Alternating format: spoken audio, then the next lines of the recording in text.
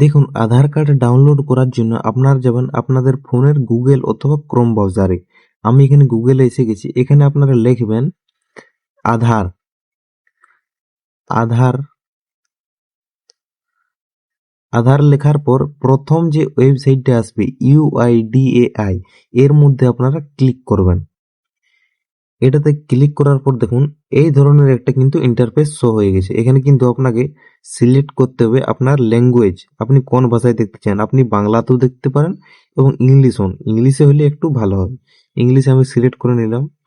Select করে নেবার পর দেখুন এখানে কিন্তু নতুন একটা ইন্টারফেস খুলে গেছে। আপনারা স্ক্রল করবেন এবং স্ক্রল করে নিচে আসবেন। নিচে এসে দেখবেন এখানে গেট আধার। এই যে গেট আধার অপশনটা আছে, এই গেট আধার অপশন আপনারা ক্লিক করবেন। এটাতে ক্লিক করার পর আরেকটা নতুন ইন্টারফেস খুলে গেছে।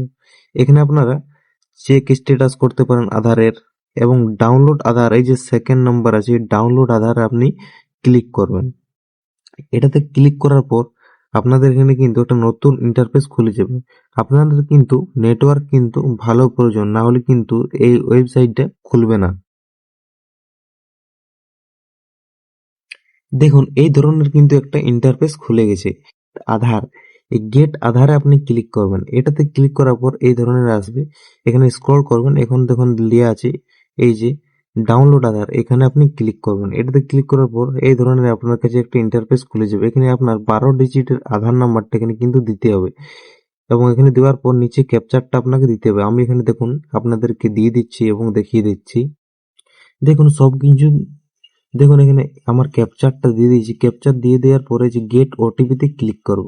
এখানে দেখুন ওটিপিটা আসবে এবং এখানে আপনাদেরকে বসাতে হবে। আপনার আধার কার্ডের সাথে যে মোবাইল নাম্বারটা লিঙ্ক আছে সেই নাম্বারে ওটিপি আসবে। দেখুন আমার ওটিপিটা এসে গেছে। আমি এখানে ওটিপিটা আমার বসিয়ে দিচ্ছি। দেখুন ওটিপিটি বসানোর পর আপনাদের এখানে এই ধরনের একটা ইন্টারফেস শো হয়ে যাবে।